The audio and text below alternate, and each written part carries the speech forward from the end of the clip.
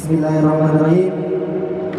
Assalamualaikum warahmatullahi wabarakatuh.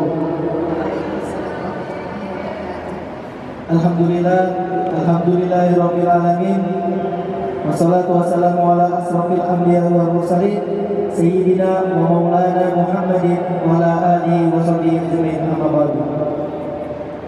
Yang pertama-tama marilah kita panjatkan puja dan puji syukur kita kehadirat Allah Subhanahu wa taala, karena berkat rahmat dan karunia-Nya kita masih diberikan kesehatan dan kesempatan untuk melaksanakan PKK IAIN Samarinda tahun 2020. Dan tak lupa pula kita kirimkan salawat dan salam kepada junjungan Nabi besar Muhammad SAW, karena berkat beliaulah kita mengalami perubahan yang sangat besar dari zaman jahiliyah hingga menjadi zaman Islamiyah.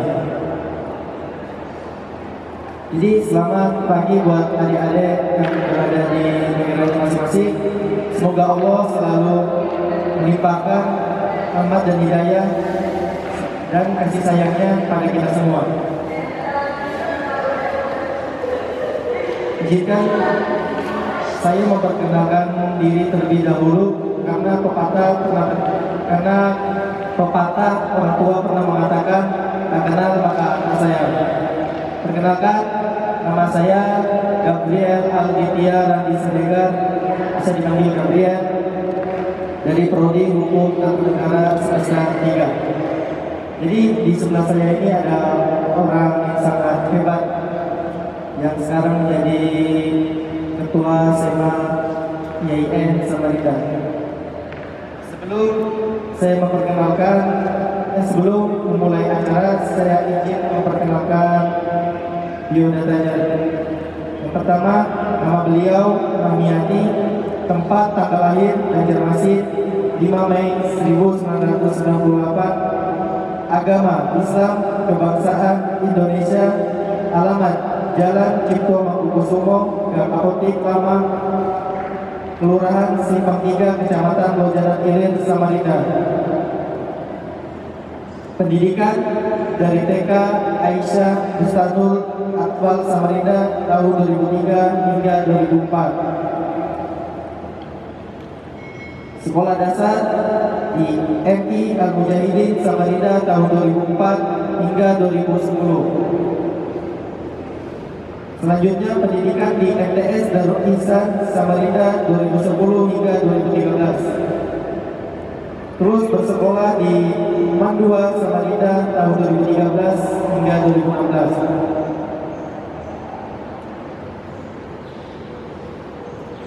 Prestasi yang pernah beliau gapai ialah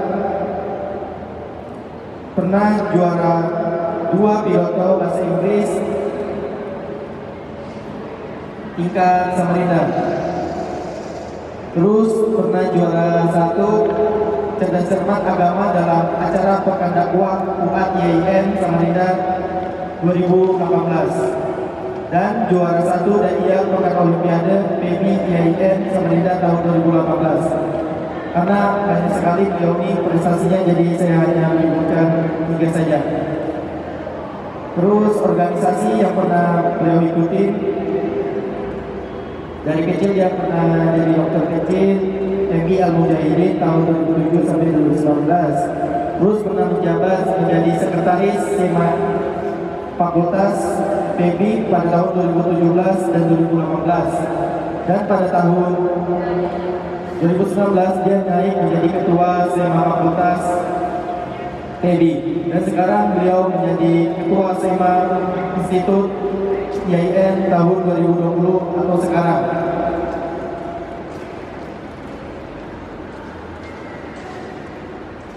Jadi sebelum kita mulai acara, saya langsung apa ya Kak? Ini di sini materi Kakak tentang antropologi kampus, ya kan? Terus Kak, kadang adik-adik di sana mungkin nggak tahu apa sih antropologi kampus itu Kak? Bisa dijelaskan Kak supaya adik-adik itu tahu. Ya, terima kasih Tokyo moderator kita hari ini, kece banget ya. Kasih ya. Sebelumnya saya ingin menyapa terlebih dahulu teman-teman mahasiswa baru yang sedang menyimak dari rumah. Selamat dan selamat sudah menjadi mahasiswa. Selamat bergabung di Institut Agama Islam di Samarinda. Sekarang Anda adalah seorang mahasiswa, bukan lagi siswa. Hari ini kita bicara soal antropologi kampus ya. Jadi kalau menurut bahasa antropos itu artinya manusia, kemudian logos artinya ilmu. Jadi dari dua kata antropos dan logos. Antropos artinya manusia, logos artinya ilmu. Nah, jadi antropologi ini adalah ilmu yang mempelajari tentang semua hal yang berkaitan dengan manusia. Terbagi jadi dua, yaitu antropologi fisik yang membicarakan soal organisme manusia secara biologis, kemudian antropologi budaya ini bicaranya soal interaksi, lingkungan, dan lebih ke sosial, keseharian. Kalau bicara soal antropologi kampus, artinya kita sedang membahas tentang dunia perkuliahan, lingkungan yang ada di dalam kampus dan segala aspek yang ada di dalamnya. Nah, dalam hal ini mahasiswa jadi komponen utamanya dan proses terjadinya interaksi dalam dunia perkuliahan itu terjadinya pertukaran informasi antara mahasiswa dan dosen. Nah, kalau seorang mahasiswa ini secara legalitas atau secara administrasi itu adalah seorang murid yang terdaftar di perguruan tinggi. Tapi secara esensi jelas jauh dari itu. Mahasiswa di sini adalah agen perubahan yang diharapkan mampu membawa perubahan dan menggapai cita-cita luhur bangsa kita menjadi generasi penerus, ujung tombak dari semua perubahan dan harapan bangsa pada hari ini. Kemudian bicara soal dunia perkuliahan, jelas beda dari dunia sekolah sebelumnya. Jadi yang perlu banget kita tekankan kepada teman-teman maba bahwa hari ini Anda sudah menjadi mahasiswa bukan lagi siswa. Artinya Anda harus bisa melihat situasi dan kondisi bagaimana dunia perkuliahan. Kemudian nantinya ketika menjadi seorang mahasiswa, kita punya tanggung jawab pribadi. Jadi kita harus manajemen diri kita harus pandai mencari informasi sendiri. Berbeda ketika kita jadi siswa. Di sekolah kita diatur jadwalnya seperti apa, kapan pulang, kapan istirahat. Tapi ketika kita jadi mahasiswa, kita sendiri yang mengatur jadwal kita seperti apa, mata kuliah apa yang kita ambil, dosen siapa yang menjadi dosen dalam mata kuliah kita sendiri yang memilih. Makanya harus kita punya tanggung jawab, mampu manajemen waktu pribadi. Kemudian kampus ini adalah tempat untuk mengembangkan potensi diri. Jadi teman-teman mahasiswa baru yang sudah diberikan kesempatan untuk berkuliah di IAIN Samarinda harus benar-benar memanfaatkan secara maksimal dan menjadikan tempat kampus ini sebagai tempat mengembangkan potensi yang ada di ini singkatnya antropologi. Jadi adik-adik di sana sudah paham apa itu antropologi kampus. Nah, tadi kami ada berbicara kalau di kampus itu bisa mengembangkan diri. Nah, pasti ada yang bertanya tentang gimana sih cara pengembangan diri dari online ini dari karena situasi pandemi COVID-19 ini Kak. Oke. Berbeda ya? Ya berbeda karena biasanya pengembangan diri itu secara langsung. Oh ini online hari ini. Iya, ini menjadi tantangan tersendiri sih untuk para mahasiswa, bukan cuma maba, tapi juga mahasiswa lama. juga harus tetap mengembangkan potensi dirinya. Yang pertama, selain manajemen diri, harus sadar bahwa saat ini Anda adalah mahasiswa dan harus mencari informasi sendiri. Jadi kan kalau antara dosen dan mahasiswa adalah bertukar informasi. Ketika dosen memberi informasi soal A, maka kita harus mencari turunannya. A itu apa?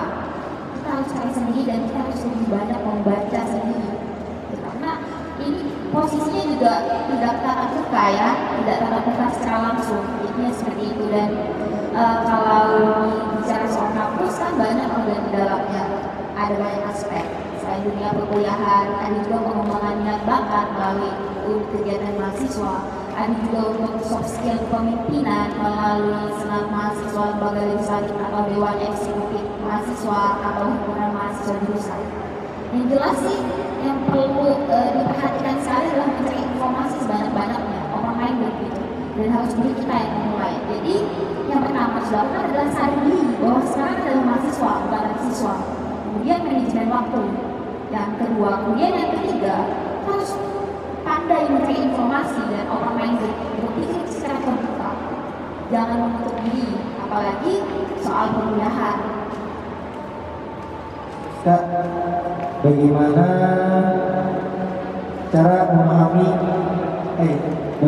cara belajar memahami tentang antropologi kampus ini? Cara memahami antropologi kampus atau lingkungan kampus ya. Yang pertama sih kita mesti memahami diri kita sendiri dulu. Kita ini sukanya apa? Kita minatnya di bidang apa? Mungkin Kak, teman-teman mahasiswa baru yang minatnya bernyanyi atau menari bisa ikut kegiatan mahasiswa seni UKM seni dan musik. Karena ada tarian dan nyanyian kan. Atau yang minatnya kaligrafi bisa ikut UKM jadian. Jadi pahami diri kita sendiri dulu, kemudian memahami orang lain juga. Jadi di sini kita mesti tahu budaya yang ada di kampus tersebut. Di dalam kampus kan juga sebenarnya banyak tempat, banyak wadah, banyak organisasi internal maupun internal kampus. Internal maupun eksternal kampus. Itu dua-duanya untuk mengembangkan potensi kita. Tidak kita yang memilih. Jadi yang perlu dilakukan adalah memahami kita dulu. Kita sukanya mana? Jangan cuma kuliah dari kelas saja, tidak. Jadi kuliah lebih dari itu, gitu. Dunia kampus lebih dari itu. Dan asik banget sebenarnya kalau kita bisa aktif di luar dan dalam kampus. Terus Kak, di sini kan kakak ikut organisasi tadi, banyak betul. Terus kadang nih mahasiswa ini ada beberapa tipe-tipe gitu. Nah kan tipe-tipe yang menurut kakak tuh tipe-tipe mahasiswa itu seperti apa sih Kak yang kakak lihat saat ini atau dari dulu sampai saat ini? Sebenarnya tipe mahasiswa itu ya kalau secara jauh atau melihat secara tekanan sosialnya ada dua, kritis dan apatis. Jadi kalau kritis ya orang-orang yang mahasiswa yang suka mempertanyakan, suka bertanya, suka mencari masalah dan mencari solusi dari masalah tersebut. Itu orang kritis.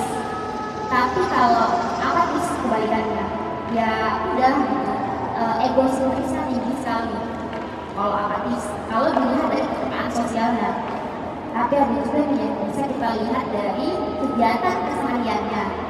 Nah, kegiatan kesehariannya ada macam-macam. Ya, yang menonjol itu biasanya aktivis dan akademisi. Kalau aktivis, biasanya golongan mahasiswa yang kritis, punya organisasi, punya lingkup diskusi, punya circle yang memikirkan bagaimana perubahan selanjutnya kita mau lakukan apa.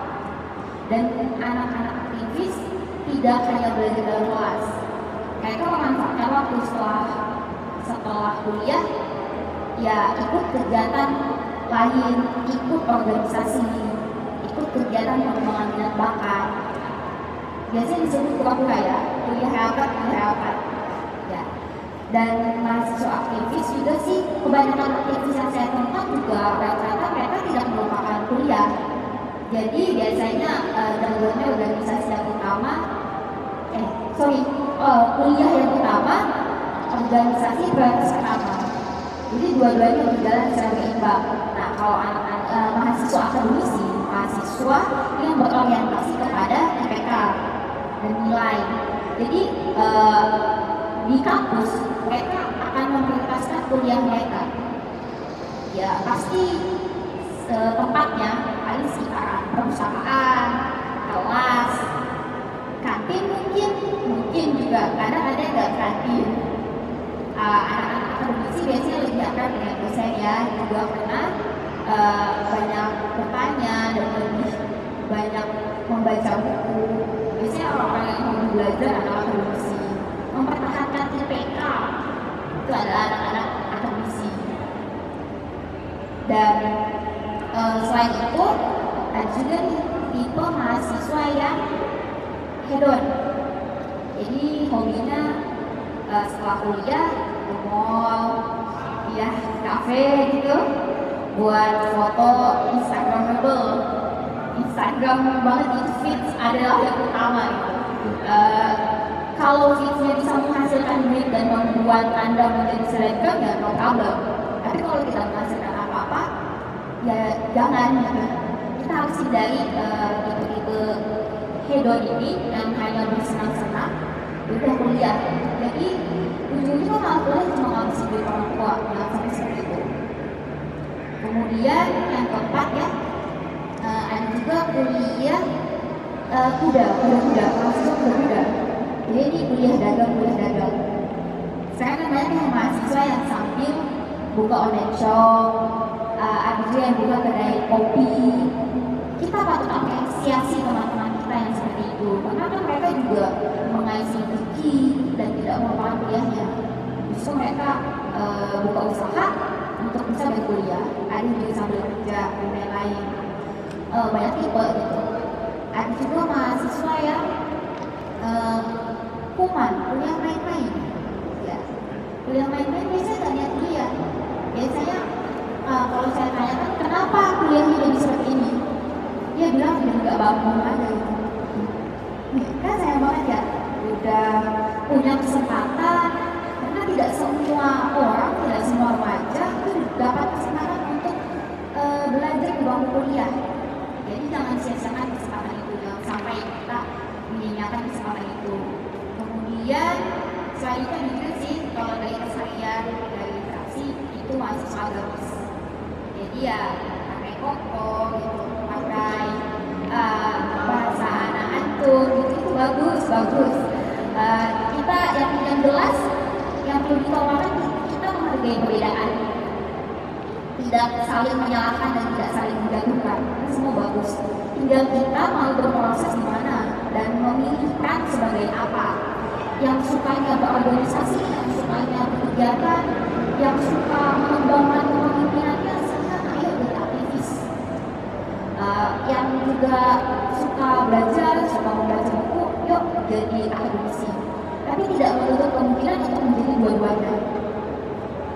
Jadi kita bisa menjalani secara berimbang dua-duanya, menjadi aktivis dan menjadi akademisi, menjadi organisatoris, dan menjadi orang yang mempertahankan IPK-nya. Saya waktu awal menjadi mahasiswa baru, ini cerita sedikit boleh ya? Boleh kan? Oh boleh ya? Jadi saya waktu awal menjadi mahasiswa baru, saya tuh ngeliatin kakak-kakak tingkat yang bisa saya jadikan inspirator. Jadi inspirasi buat saya mana ya yang pas sekiranya.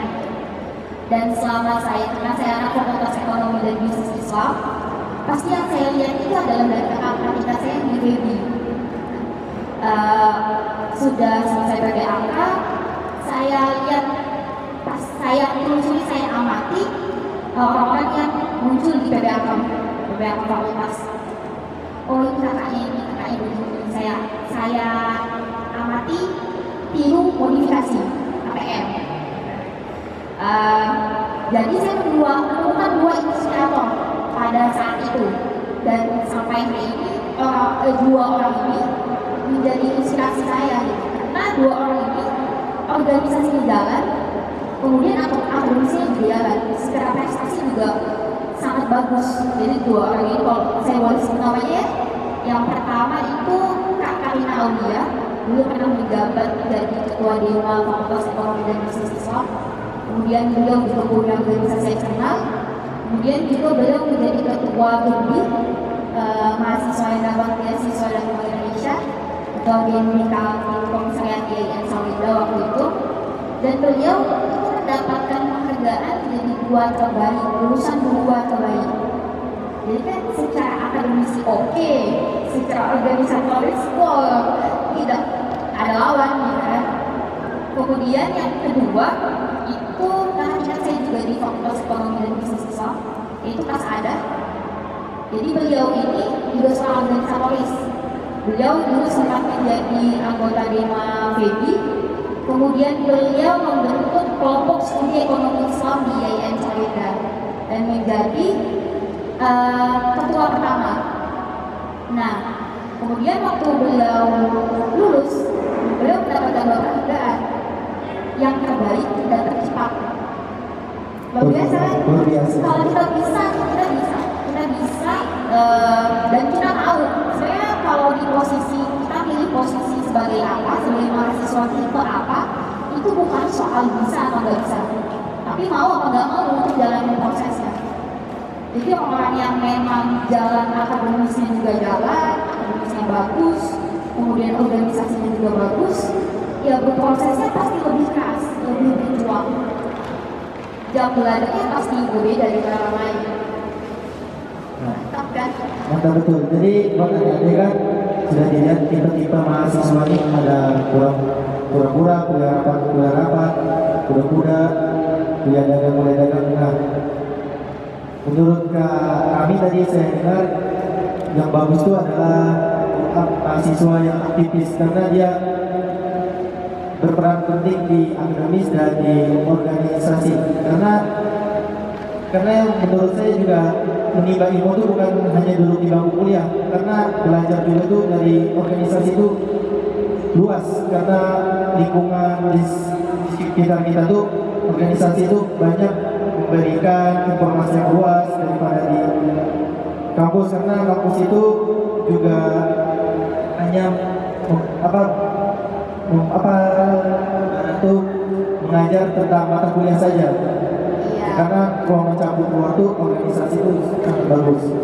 Jadi tergantung adik mau pilih mahasiswa yang aktivis atau pura-pura atau yang sadis tuh, yaitu kuman-kuman kuliah main-main. Kasian lah orang, betul, kasian lah orang tua kalian sudah bayar mahal, masa kalian main-main. Ada juga buku ya, bulan kacau sekali. Ya kalau kuliahnya masuk ya nggak apa-apa, IPK-nya tinggi. Ketika kuliah bulan IPK-nya tinggi ya bagus kan. Tapi kalau kuliah bulan IPK-nya anjlok juga, sayang banget. Tidak mencukupi posisi yang saat ini kawan-kawan tempati gitu sebagai mahasiswa. Jadi dimanfaatkan sebaik-baiknya dan dimaksimalkan. Jadi kak jadi mahasiswa aktivis ya? Bisa dibilang gitu ya. Apa ada beban jadi mahasiswa aktivis sudah selama kuliahnya? Kalau beban sih tergantung kita ya, menjadikan itu beban atau tidak. Sebenarnya kan itu adalah sebuah tanggung jawab. Jadi setiap tipe ini sebenarnya juga punya tanggung jawab masing-masing. Tipe yang lebih memilih untuk berorientasi kepada akademis, tanggung jawabnya dan belajar, mengupas tuntas bahan perkuliahan. Tipe yang beralih yang tanya siswa dan yang tanya semuanya diatur, beralih menjadi mahasiswa, dimaksimalkan kampus ini sebagai pengembangan potensi diri. Ada banyak potensi di kampus, dan di kampus ini kan juga disebut sebagai kegiatan negara ya, di dalamnya ada pemerintahan, otomatis juga ada politik kampus, dan mahasiswa adalah yang berperan penting di dalamnya. Politik kampus ini juga selain mengembangkan skill kita dalam hal leadership kepemimpinan, tapi juga menurut saya pribadi juga mendewasakan. Jadi belajar tanggung jawab, belajar mandiri, belajar menyusun strategi, dan tidak didapatkan di dalam kelas, kita dapatkan di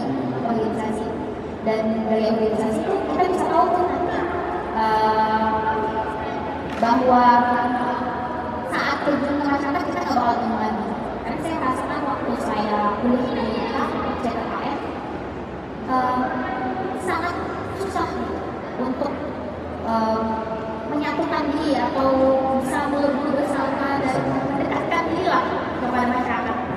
Tapi kalau orang sudah berorganisasi, sudah punya bayangan untuk berinteraksi bagaimana, berkomunikasi bagaimana, memanajemen sebuah event bagaimana, memanajemen organisasi bagaimana, itu sudah kebayang ketika mengikuti organisasi dan tidak kesulitan ketika melakukan pengabdian kepada masyarakat. Itu yang paling berpengaruh organisasi dalam diri saya. Jadi orang yang tidak berorganisasi itu betul-betul merasa dirugikan ya, gitu. Bisa dibilang seperti itu, karena tidak memanfaatkan dengan baik kan. Padahal kan bisa saja sebenarnya kalau mengembangkan potensi itu nggak mesti di dalam kampus juga, yang di luar kampus juga. Saya punya salah satu teman, dia di dalam kampus tidak mengikuti organisasi, tapi di luar kampus menjadi pengisi materi public speaking, jadi pelatih, menjadi MC di mana-mana. Nah itu kan sebuah potensi juga.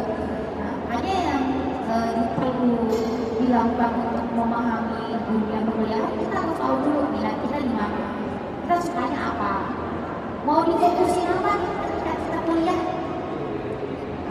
Atau ada juga mungkin yang orang yang tipenya ambisius ya, semuanya mau dicoba, silahkan coba saja dulu ya. Kan mencari kenyamanan, silahkan coba saja dulu. Yang penting kita mau belajar, yang kalau ditekankan kita harus mau belajar, karena sudah berbeda, dunianya sudah beda, tanggung jawabnya pun sudah beda. Ketika menjadi mahasiswa kita harus peka terhadap permasalahan-permasalahan sosial, permasalahan masyarakat. Nah, kalau tipe apatis, biasanya mereka acuh tuh, nggak mau tahu, yang penting gua boleh aja, gitu ibaratnya. Yang disayangkan. Mau tanya, jadi gimana sih buat adik-adik ini yang supaya minat masuk organisasi itu gimana sih? Supaya minat ya, supaya dia cari apa ya, karena tadi merasa merugikan kalau tidak mengikuti organisasi itu. Gimana sih cara agar adik-adik semua itu bisa berminat dalam organisasi? Atau di sini ada UKMK atau UKK gitu? Ada.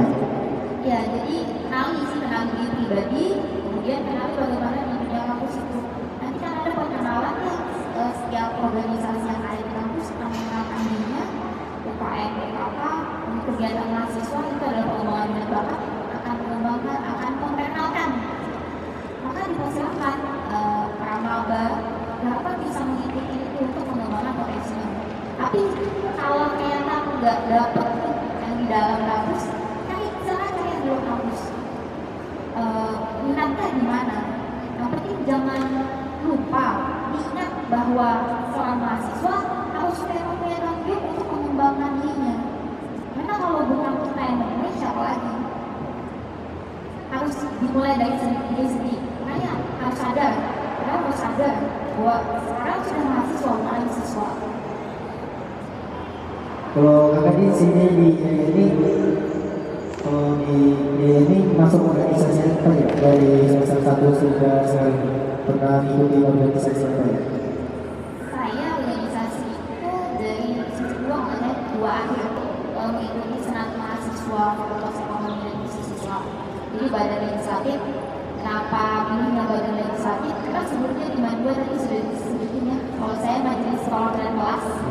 Jadi MPK itu pengawas OSIS. Sama seperti saya bilang senat mahasiswa, pengawasnya Dewan Eksekutif Mahasiswa. Dan tipe pemikir, jadi saya memang suka mikir gitu. Karena saya tahu saya suka mikir dan saya suka berkonsep, maka saya mengambil organisasi ini untuk saya minat untuk saya tekuni selama saya kuliah. Jadi dari awal saya organisasi saya pilihnya senat mahasiswa. Saya baca pribadi kakak tadi itu di data pernah juara lomba teater. Kenapa sih kak? Iya ini dari ikut UKM teater kan UKM kan? Iya. UKM teater. UKM teater Itu kenapa bisa? Panjang ceritanya.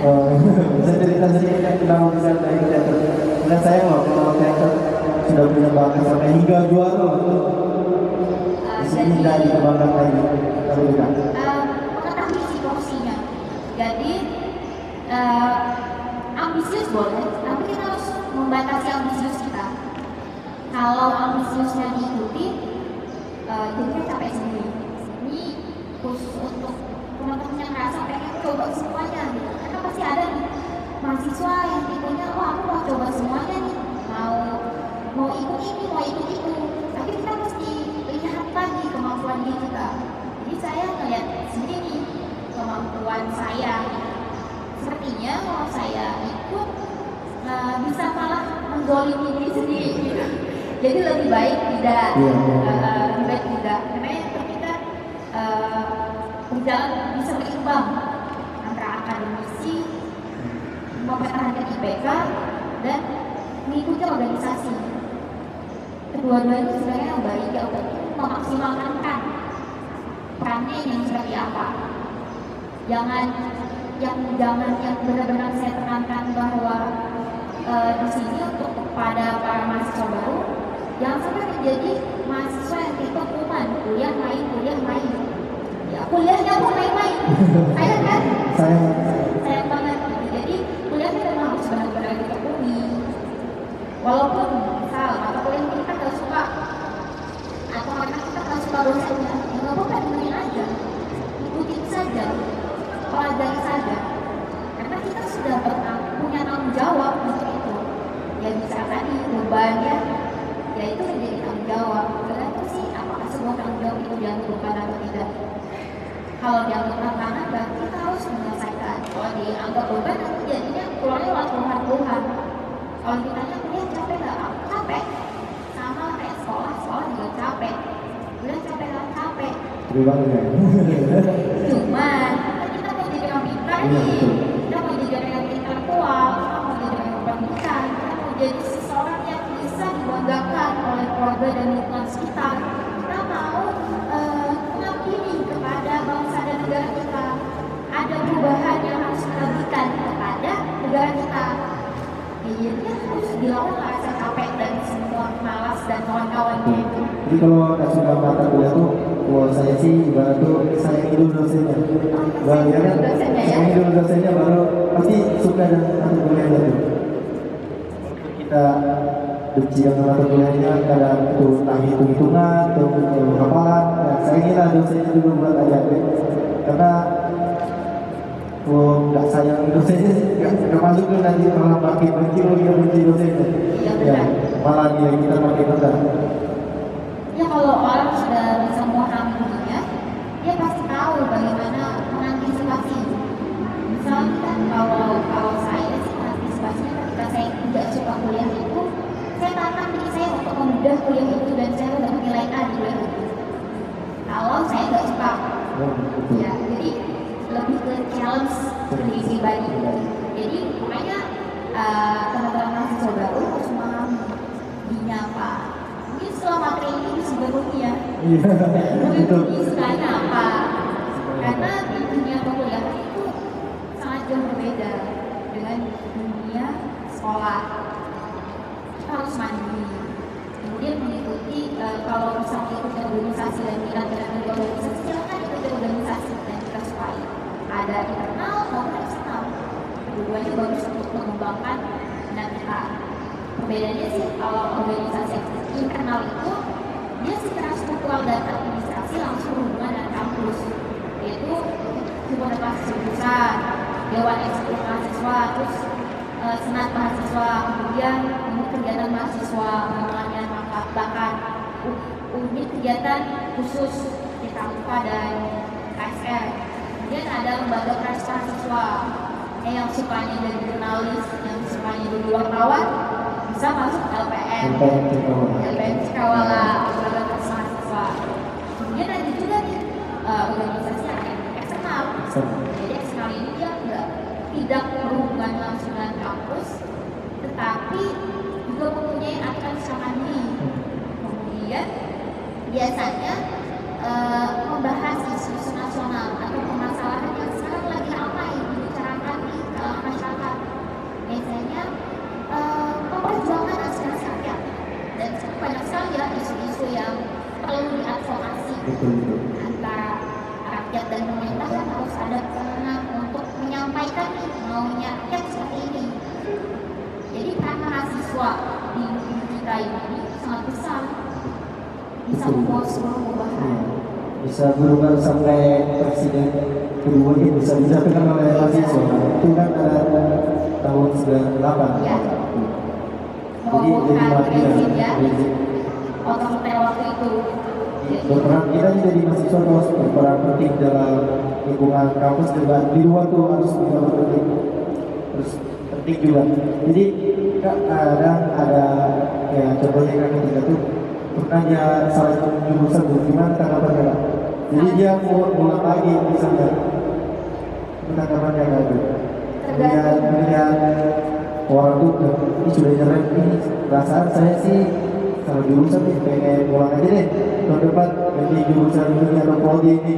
Misalnya contoh saya kalau jurusan di hukum tata negara pengen di prodi kangen di ekonomi syariah, itu gimana sih Kak tanggapan Kak mahasiswa seperti itu? Kalau saya pribadi menanggapinya dengan sangat saya apresiasi sekali, karena dia menyadari sebelum terlampau jauh jalan, menyadari bahwa sepertinya bukan misi dari tempatku. Tapi ketika masih bisa dinikmati, bagus. Ya nikmati saja, karena sebenarnya menjadi seorang mahasiswa itu tidak terpatok hanya belajar di jurusan kita saja. Jadi kan ilmu luas ya, kita boleh belajar apapun. Ya, yang penting sih punya teman untuk berdiskusi. Jadi biasa budaya yang harus kita tanam dan harus kita kembangkan itulah adalah budaya literasi, budaya diskusi, kemudian menulis, membaca. Jadi ada memang teman untuk bertukar pikiran.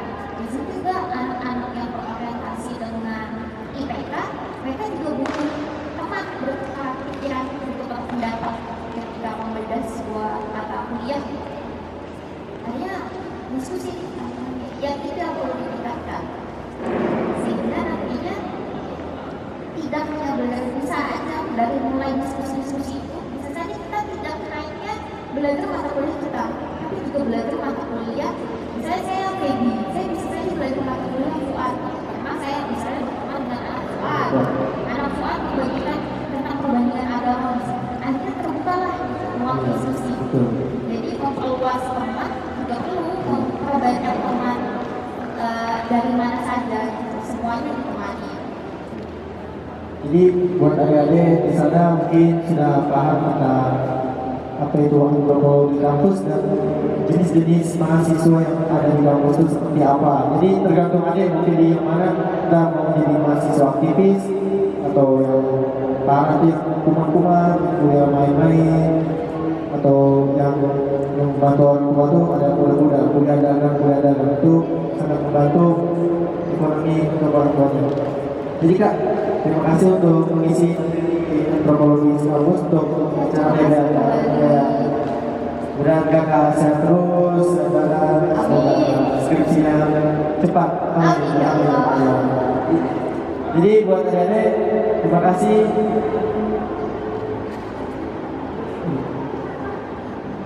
Ya, kita akhiri materi hari ini. Saya selaku moderator. Akhir kalam, Allahumma fiq ila aqwamit thariq.